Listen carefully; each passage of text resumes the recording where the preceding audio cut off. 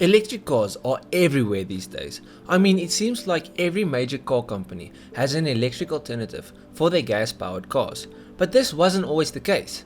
Just 20 years ago, there was only one, and it was called the EV1. Now before we get into the whole story, the conspiracy, everything, this video was an idea from a commenter that commented on my Stan Lee's first water car video. You guys seem to like the whole conspiracy car theory thing, and it's really interesting to go look up all the facts and go through everything and find your own conclusion. Remember, I'm gonna give all the facts, then I'm gonna say how I feel, but how I feel isn't necessarily how you'll feel, if that makes sense, because there's a lot of information that's going to come in. Some things just doesn't make sense, and that's how conspiracy theories go.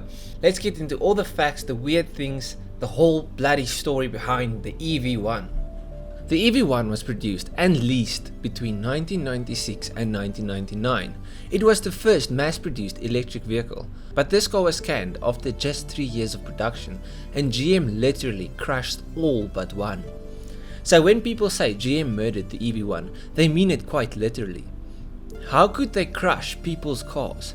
Well, the cars were never sold to consumers, it was only leased, and when your lease contract was over, they would come and pick up the car. GM owned the car, you never did. But why? Why did they stop the production and crush all the EV1s? Well, that's exactly what we are going to look into today. Well, because of global warming, and they wanted to find a way to lower their dependence for oil. California had really bad air pollution because of all the gas-powered vehicles that was driven there on a day-to-day basis. How can you combat both air pollution and usage of oil? Well, electric-powered vehicles. Now, what is GM's reasoning behind completely stopping the production of the EV1? After just 3 years and 1,117 units, GM completely stopped production of the EV1. And the reason behind this decision was that electric cars occupied an unprofitable niche market of the automotive industry. GM stated that although many people showed interest in the car, when it came to signing on the dotted line, most people disappeared. And I don't mean they got killed or died, I just mean they never showed, okay? The employees that worked on and with the EV1 are of a different opinion. The sales team says that there was a lot of interest in the car, and that their biggest problem was how difficult it was to actually get your hands on one. And the people who actually got their hands on the EV1 can testify. Now, why did GM make it so difficult to lease a car that already has such a small market? That's a damn good question, I'm not gonna lie. Because if their market is so small, why would you make it such a hassle for people to actually buy it? More weird shit. After your lease ended, GM would come and collect the car, and they didn't accept lease extensions, which is weird because why? If they extended the lease, they would get more money for a car they own. Why was it so important for them to take the cars off the road? Now, what did they do with these cars? Well, they crushed and recycled them. So instead of getting more money from loyal paying customers, they would rather just crush the car. And to take it even a step further, protesters in Burbank, California offered GM $1.9 million for the remaining 78 cars, and GM didn't even respond, and all the cars still made their way to the crusher. So they were offered good money for the cars, but they would still crush the cars rather than make some money. Remember, if they crush the cars, those cars are worth nothing. They're just going to recycle them. It's just recycled materials. They're not going to get $1.9 million out of recycled materials. So the last weird thing, GM bought the controlling share in a battery company only to sell it to an oil company, which is kind of suspicious, I'm not gonna lie. But before we get deeper into the whole conspiracy, let's talk about the car. The EV1 as a car, its performance, power plant, range, etc. So the engine. The EV1 is powered by a 3-phase alternating current induction motor that produced 137 horsepower and 150 Nm of torque. This resulted in a 0 to 60 of 8.4 seconds, which isn't insanely fast, it's decent. Some people seem to think the car was stupid fast, but in truth it wasn't. But speed wasn't the point of the EV1. They were trying to create a true alternative for gas-powered vehicles to lower their dependence on oil. So let's move on to range. And range is still a problem with electric vehicles today. Most people use their car every day as well as on long road trips. So they need a car that can take them hundreds of miles on a charge. Today, it's less of a problem, since charging stations are more common. And most electric powered vehicles can go quite far on a charge. But how good was the EV1? Now remember, this was the first of its sort, so we can't expect it to rival the electric cars of today. The Gen 1 EV1 had a claimed range of 70 miles, and a full charge at a charge station would take 2.5 hours. Now 70 miles isn't very far, but like I said, it was in its very early stages. This was one of the things that hurt sales of the EV1. I already know I'm going to get hate for this video, but you know how when you want to buy a car, you'll watch a few YouTube videos on a car and read a review online to see if the car is really as good as advertised. Well, in 1997, a few cars were sent out to be tested by car journalists to test and review. Now, the car journalist only got around 50 miles on a charge, and since you don't have a charge station at home, it would take 14 hours to recharge. Here's a quote from an article by Car and Driver that was written back in 1997. Of course, if the EV1 is driven on a free-flowing highway at steady, moderate speed, it can get even better than 70 miles. But EVs are intended for use in Southern California, and that means stop-go traffic, often in weather that demands the use of the efficient but electrically powered heat pump and air conditioner. Probably wiser to figure on a road trip of around 50 miles. Now, I've read a few old reviews on the car, and it seemed like range anxiety was huge, since there wasn't many charging stations and the car's range was very limited. GM saw this problem, and the second gen was released with a better nickel metal hydrate battery, which did improve the range, from around a range of 50 to 80 miles to a range of around 100 to 140 miles on one charge. And let's be honest, that's a huge jump, and for someone who only travels alone in the city, it would be fine.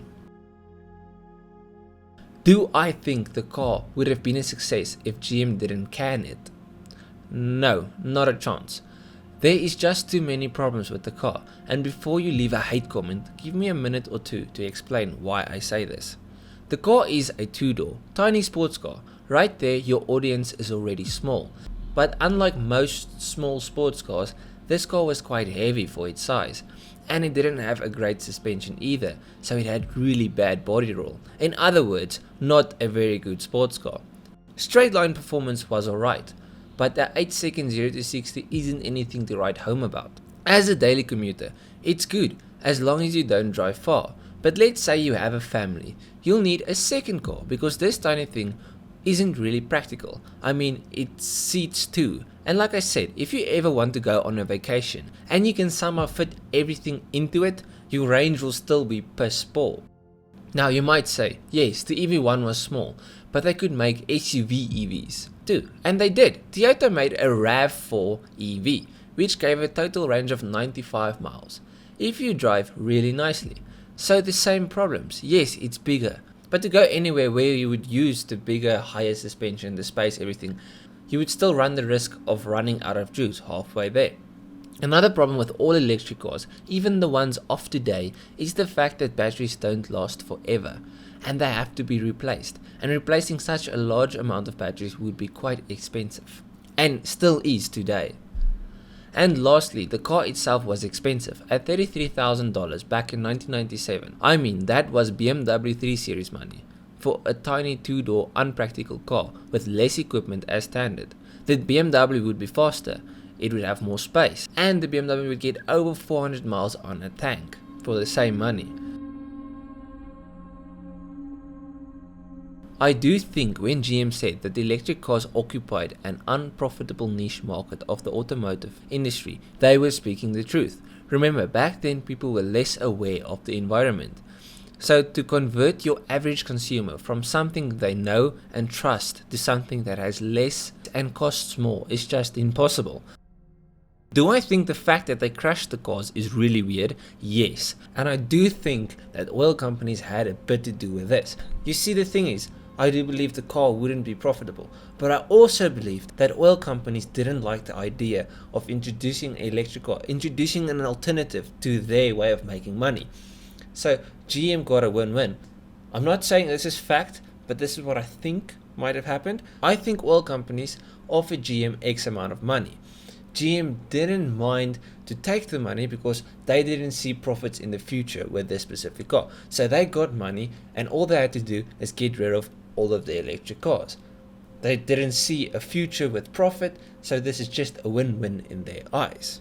But I still don't think the car would have been like a huge success because the range is just not enough. It's still a problem today. People would go buy something that's slower than an electric car, has less features, and costs around the same, just because they know they can do 700 miles on one gas tank and just fill it up in 5 minutes, where the electric car will do like 400 miles today. That one was like 100 max, and you still have to take like a half an hour to an hour to charge. People don't like change.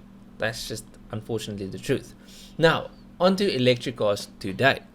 Today, the technology of electric cars have advanced a lot. You have 1,000+ horsepower electric cars that can do 400 miles on a charge, and they can charge to like 80% in 30 minutes. The cars have huge boots, insane interiors, with the coolest gadgets. It's actually tough for petrol cars these days to compete with the electric ones. Today the technology is amazing, and there's a huge market. People are aware of our carbon footprint on the earth, so people want to help. Is there a big market for electric cars today? Yes, 1,000,000%. Was there a huge market for it back then? Not at all. People weren't as aware of our emissions and everything. They didn't want to change. People never want to change. They didn't want to pay the money because it was a bit more expensive than your average car for what you got. It wasn't a stupid expensive car. I'm not saying that. I'm saying it was expensive for what you got for your money.